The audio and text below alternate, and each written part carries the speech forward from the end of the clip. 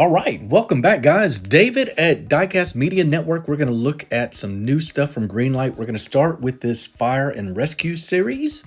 And this is a new version of a long-running series by Greenlight that a lot of you guys love. Love that Plymouth Fury and that Ford F-250. Check out what Lamley found out in the wild, out doing some hunting.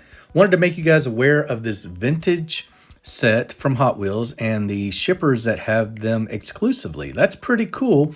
All credit to Lamley for posting these pics on his Instagram channel. He also leaked some incredible new RLC pieces. What do you guys think of this? We've got an AMC Javelin coming. We have got a really cool Skyline Hako in the Advan livery, as well as a really awesome Volkswagen. Those are some upcoming RLCs. Keep your eye out for that, guys. If you know anything about me, my collection, you know I am all over this new MiniGT 007 James Bond set coming out soon. We talked about this on Diecast Breakdown. Keep your eyes out for that. Gonna be awesome. Check out what this collector did. I thought this was really cool. I don't know who this is, but they took all the Teslas they have in their collection, framed them, put a little logo on there. What a cool way to display maybe your favorite brand of car. Yeah, I just liked it. Thought I'd share it with you. All right, moving over to DCT, a brand that I am very familiar with. We have got a Peugeot 505 wagon. Check this out. Comes in a bunch of different colors. These are out now. We will have one on News and Reviews very soon. One thing I know you're going to love is some new artwork coming out from Fireball Tim in his garage. You need to go follow him on Instagram. He has Diecast Breakdown themed artwork that is that you can only find on his site. More to come on that. We will be highlighting that for sure, as we are going to highlight the Las Vegas Super Convention, one of our favorite events on the Diecast calendar. You guys know that. We talked with Steve Johnson, who is organizing the entire convention. You'll want to hear what he has to say and why this convention is going to be the best ever. All right, that's enough of me talking. Let's open some cars. All right, first one we're going to look at today is going to be this beautiful AE86 from Hobby Japan. I have already opened this one for a short that you guys no doubt saw on Diecast Media Network. So we don't have the normal unwrapping to get through, but I do need to unscrew this. We'll take a look at this. I like the stock ones. I like the clean, not so much modified versions of some of our favorite JDM cars. And that's what you'll get to see on a lot of the stuff in my collection here on Diecast Media Network. So let's look at this one. We have got 11. That is a right-hand drive, and this would be a Japanese version. This was the Corolla here in the States, I believe, and even has Corolla in the name. All right, so we've got multiple colors on the tail lamps. You can see the backup reverse lights. They're a little dot of clear in that red. That's a lot of detail. Great work by Hobby Japan on that. We have got some defroster lines on the back glass. It's a really, really nice metal flake silver.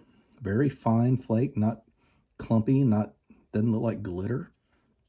Got some really authentic rims that you get on the vehicle. Check that out. That looks exactly the way they did back then. And I love the multiple, two-color, two-tone look. I like the color-matched door handles as well. But I really like that cladding that went all the way around the car, kind of wrapped around the whole thing. Check out the red bucket seats you get in here. Looks like only the top is red. I don't know if you guys can see that. Again, it is a right-hand drive. We've got some mirrors on the sides of the door frames on the A-pillar. It is reflective. That's a nice touch. Flipping it over, you got a plastic base. You have got a painted separate piece for your exhaust. Tires have some tread on them. Hobby Japan vehicles and models are held together by screws, so you can take them apart and repaint them if you'd like. Just a really cool little vehicle. We'll put this on the turntable and watch it go around. Up next, we will do our European vehicle.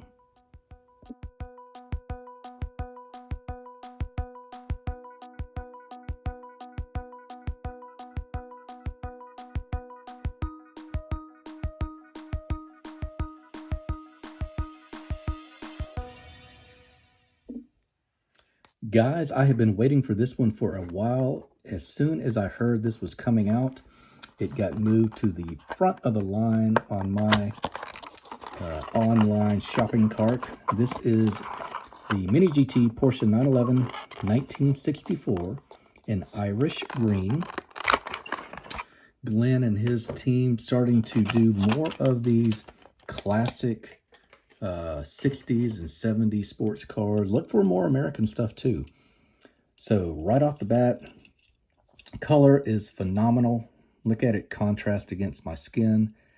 Look at the wheels. Look at the shine, the gloss on the paint. Spectacular job. It's hard to remember all the time the size of the car and how many of these are mass produced to get an execution like this. It really is spectacular. All right, painted on, wipers on the windscreen, lensed headlamps, absolutely recognizable. Look at the perfect size proportion Porsche badge on the front, if you will. We've got the rear engine cover on the back, the grille, Porsche in gold, lensed tail lamps again, smallest little pieces of plastic that you could put for tail lamps. Just a spectacular model. You think about the size of this car. This really is a small car in the hand. And it was just a small car in general. So you got one mirror here on the driver's side in chrome or silver. I love the window trim outlined in chrome as well. MiniGT is going to give you a metal base held together by 2 screws, a little bit of tread on the tires. No detail in terms of what car it is, but you get a pass on this one. This one is unmistakable. Let's watch it spin around.